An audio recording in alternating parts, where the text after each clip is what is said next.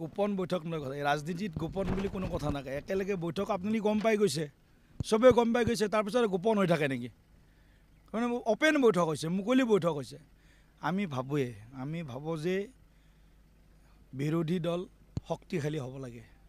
তেতিয়াই গণতন্ত্ৰ সুস্থ সবল হয় এতিয়া 15টা দলৰ নামত ৰাখি 15জন MLA নাই 15জন জিলা পৰিষদ নাই 15জন ৱাৰ্ড কমিশ্যনাৰ নাই আকৌ 14টা লোকসভা সিট জিকাৰ সপোন দেখিছে তাতকৈ বেছি প্ৰতিক্ৰিয়া দিয়াৰ মোৰ আৰু ধৃষ্টতা নাই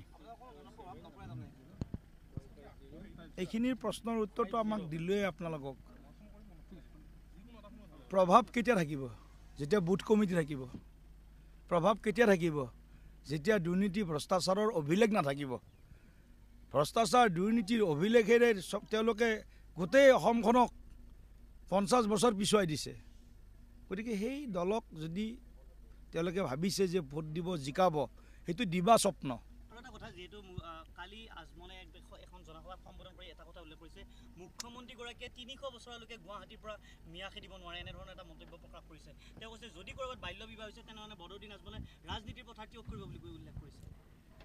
বদৰুদ্দিন আজমল ডাঙৰীয়াৰ এইবিলাক পলিটিকেল ষ্টেটমেণ্ট ইয়াৰ লগত এই সমাজখনক যে আগবাঢ়াই লৈ যাব লাগে এই গৰীব সংখ্যালঘু মুছলমানখিনিৰ শিক্ষা স্বাস্থ্য বিভিন্ন ক্ষেত্ৰত যে তেওঁলোকৰ উন্নয়ন হ'ব তাৰ কাৰণে কি কৰিছে বদৰুদ্দিন আজমল ডাঙৰীয়া পূৰ্বৰ যোনে শাসন কৰিছিল যাক ভোট দিছিল এই মুছলমানসকলে তেওঁলোকৰ কাৰণে এটা উল্লেখনীয় কাম কৰি থৈ নগ'ল বৰঞ্চ আজি আমি তেওঁলোকে কৈ নোযোৱাৰ কাৰণে আমাৰ ওপৰত বহুত প্ৰেছাৰ পৰি গ'ল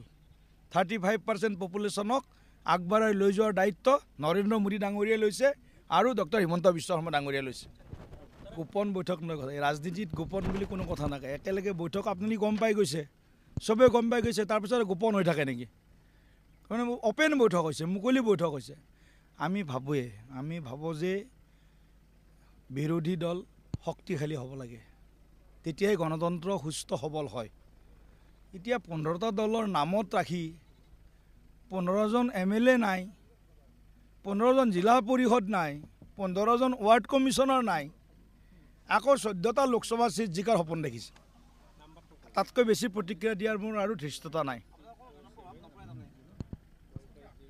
এইখিনিৰ প্ৰশ্নৰ উত্তৰটো আমাক দিলোৱে আপোনালোকক প্ৰভাৱ কেতিয়া থাকিব যেতিয়া বুথ কমিটি থাকিব প্ৰভাৱ কেতিয়া থাকিব যেতিয়া দুৰ্নীতি ভ্ৰষ্টাচাৰৰ অভিলেখ নাথাকিব ভ্ৰষ্টাচাৰ দুৰ্নীতিৰ অভিলেখেৰে তেওঁলোকে গোটেই অসমখনক 50 বছৰ পিছুৱাই দিছে গতিকে সেই দলক যদি তেওঁলোকে ভাবিছে যে ভোট দিব জিকাব সেইটো দিবা স্বপ্ন আৰু এটা কথা যেহেতু কালি আজমনে এখন জনসভাত সম্বোধন কৰি এটা কথা উল্লেখ কৰিছে মুখ্যমন্ত্ৰীগৰাকীয়ে 300 বছৰলৈকে গুৱাহাটীৰ পৰা মিয়া খেদিব নোৱাৰে এনেধৰণৰ এটা মন্তব্য প্ৰকাশ কৰিছে তেওঁ কৈছে যদি কৰবাত বাল্য বিবাহ হৈছে তেনেহ'লে বদৰুদ্দিন আজমলে ৰাজনীতিৰ পথাৰ ত্যাগ কৰিব বুলি উল্লেখ কৰিছে বদৰুদ্দিন আজমল ডাঙৰীয়াৰ এইবিলাক পলিটিকেল ষ্টেটমেণ্ট ইয়াৰ লগত এই সমাজখনক যে আগবাঢ়াই লৈ যাব লাগে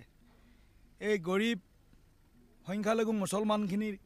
শিক্ষা স্বাস্থ্য বিভিন্ন ক্ষেত্ৰত যে তেওঁলোকৰ উন্নয়ন হ'ব তাৰ কাৰণে কি কৰিছে বদৰুদ্দিন আজমল ডাঙৰীয়া পূৰ্বৰ যোনে শাসন কৰিছিল যাক ভোট দিছিল এই মুছলমানসকলে তেওঁলোকৰ কাৰণে এটা উল্লেখনীয় কাম কৰি থৈ নগ'ল বৰঞ্চ আজি আমি তেওঁলোকে কৈ নোযোৱাৰ কাৰণে আমাৰ ওপৰত বহুত প্ৰেছাৰ পৰি গ'ল 35% পপুলেশ্যনক আগবঢ়াই লৈ যোৱাৰ দায়িত্ব নৰেন্দ্ৰ মোদী ডাঙৰীয়াই লৈছে আৰু ডক্টৰ হিমন্ত বিশ্ব শৰ্মা ডাঙৰীয়াই লৈছে